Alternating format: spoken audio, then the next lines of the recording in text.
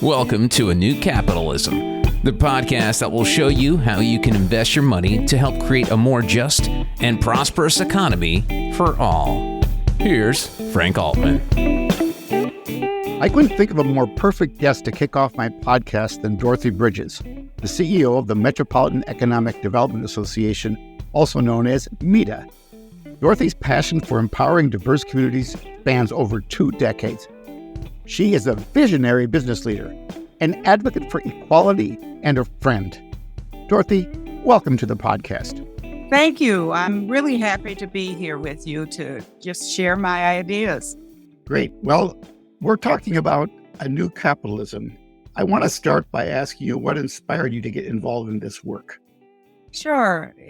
First, let me just say it's a thrill to really visit with you. You and I have gone around the bend in this space for a very long time as colleagues. And so for me, when I think back on what got me interested in this work, it had to do with my upbringing. I'm a product of the last generation, I believe, of baby boomers, and my parents and siblings and I grew up in New Orleans, Louisiana. And when I was a kid, though I didn't know it at the time, a relative of mine, a first cousin, became national and international news for something that she did do, and not realizing just what impact that had on our upbringing, but also what shaped our own thinking about spaces like this. And so when I was a kid at about 6 years old, my cousin, Dorothy Bridges, integrated the school systems in New Orleans. Later finding out how profound and how impactful that was, especially during the civil rights movements of 1960 and a little bit before that. But thinking about how the reaction of our family and the community in support of these difficult periods of time in our family's history really, I believe, helped shape the way that I think about this work in this ecosystem. I saw firsthand just what power a community and people in the community all working together to lift all members of the community up was really very impactful. It was one of the things that I believe helped my family to survive. We had individuals who owned small businesses in the community. So when my family became headlines in a not too pleasant past in New Orleans history, headlines for very, very negative reasons. And, school segregation was what most of the people in the South, especially in New Orleans, what they stood for. Our parents lost their jobs. We didn't have any means to economically support ourselves, but the small businesses in our community actually pulled together to help support the family in so many different ways. I recall there was a Jewish woman who owned a grocery store in our neighborhood, and she allowed our family members to actually make groceries, is what we used to call it, but to buy food and necessities for the family to survive through some very, very difficult times. And so having firsthand experience of that as a kid, I really, truly believe was the beginning of my own thinking and my true north for community work. So I know, fast forward, your career has really been in finance and banking over the years. You've led both community development financial institution banks, as well as now a leading nonprofit in the Twin Cities, the Metropolitan Economic Development Association, or MEDA, as it's known for short. Could you talk a little bit about your path in the finance world and how your passion from growing up has led you to look at finance maybe in a different way than conventional lenders do? Sure. So growing up, I had not a clue about banking or finance. As I mentioned, my family was a large family. Maybe I didn't mention that, but I'm the oldest of 8 children. And then with parents in the household, mom and dad really not having education beyond 6th grade, and my father not able to read. you don't think about finance. You think about survival. And so both parents working unskilled labor jobs to put food on the table for 10 people was the way that we survived and we thrived through my childhood. Graduating for college and looking for that first job was the first opportunity that I encountered anything remotely related to a career in banking. And I didn't have the first notion what a bank did other than I had, my first checking account right after college, and I wrote checks, but had no clue what all of that meant. After many decades in the financial services industries, bank began to really wonder why they were not retaining customers, even back then in the late 70s and early 80s. And they settled on the notion that they were not being customer centric, meaning they were not serving the needs of their customers and they were not being proactive. And so they began traveling across the country to various different universities and colleges to look for individuals who had interpersonal communication skills. And while they could really hire anyone in the business and economics and finance world, they really needed people with journalism and English and liberal arts degrees, because that was generally an individual who knew how to relate to and talk to people in their minds. And so I got my first opportunity to sit down with a banker to talk about myself and my philosophy about how people spend money.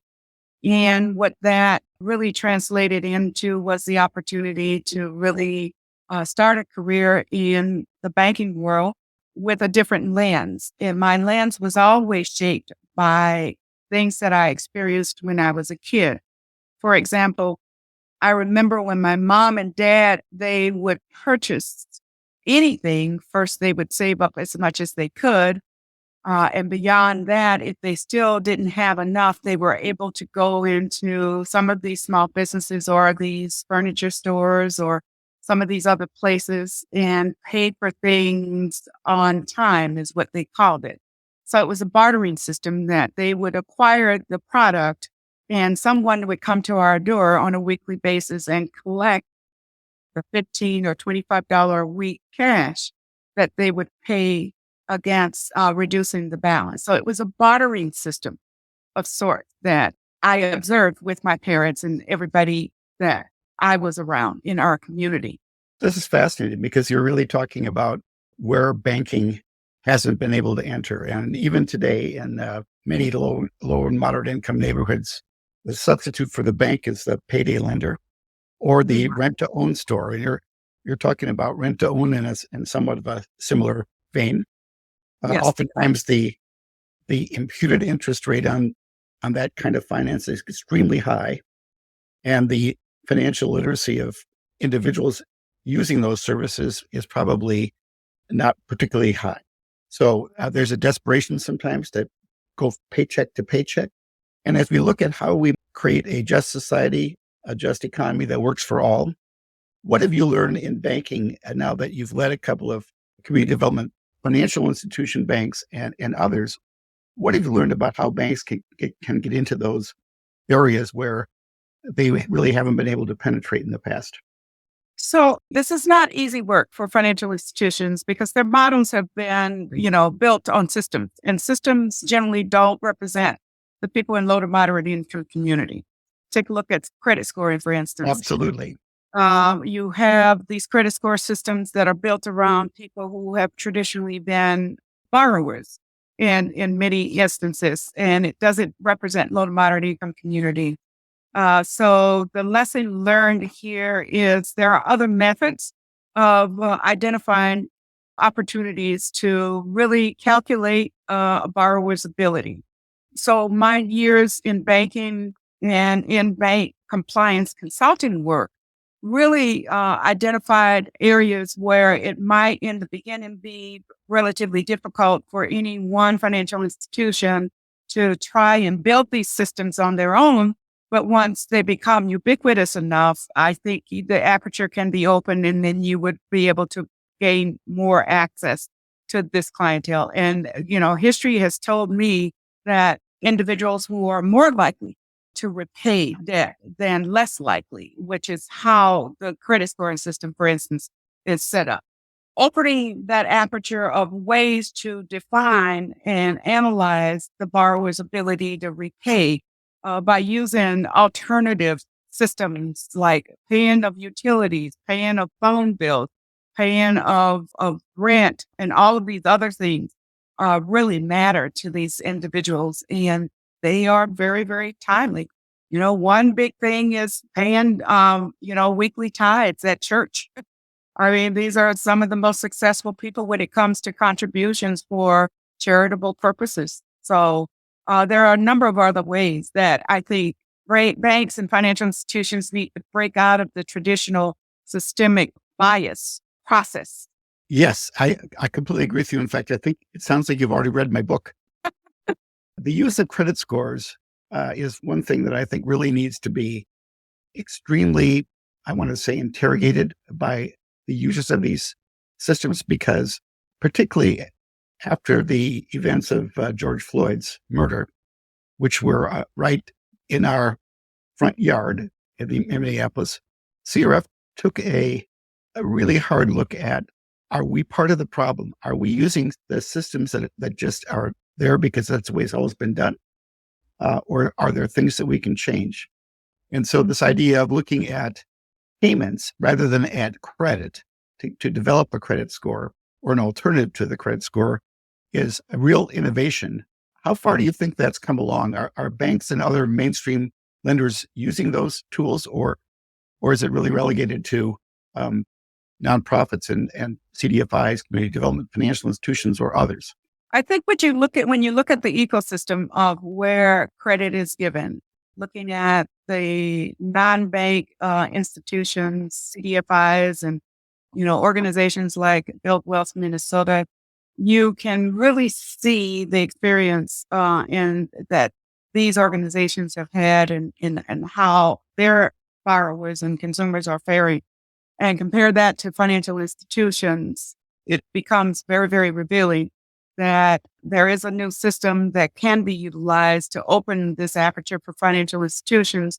However, financial institutions, like I said, are built on systems, and these systems are not always owned by the financial institution. They're owned by others, regulators, and people who are more interested in financial institutions being police and watchdog for certain things to ensure that things don't happen. Money movement is becoming an interesting thing in financial institutions, and they are beginning to see that's just how much they have to pivot and expand how they do that work, and where there are some areas where they can get more traction in this space. So I'm more hopeful today than I was 5-10 years ago that financial institutions have the willingness to do it. I think ethically they really do, because they see this as an opportunity to gain customers, but to gain customers in an equitable way. And to promote that really is going to take more than just the financial institutions, but putting the pressure on these institutions to conform in a certain way. Absolutely. And I want to get into more of the work that you're doing at MEDA and how the organization started. But we have to stop here. Coming up, the second part of my talk with Dorothy Bridges, the CEO of Metropolitan Economic Development Association, Dorothy shares the impact of the Supreme Court's decision to strike down affirmative action. There are some corporations who are really sitting back and saying, well, maybe we need to cloak it different. We will still do what we promised to do, but we should not be a lightning rod for criticism or potential lawsuits. So let's just cloak it differently. This has been A New Capitalism with Frank Altman. If you'd like to connect with Frank and join the movement to create a new capitalism that works for all, go to frankaltman.com. Frank's book is available on print, audio, and ebook formats on all major book-selling sites. A New Capitalism is a production of Forbes Books.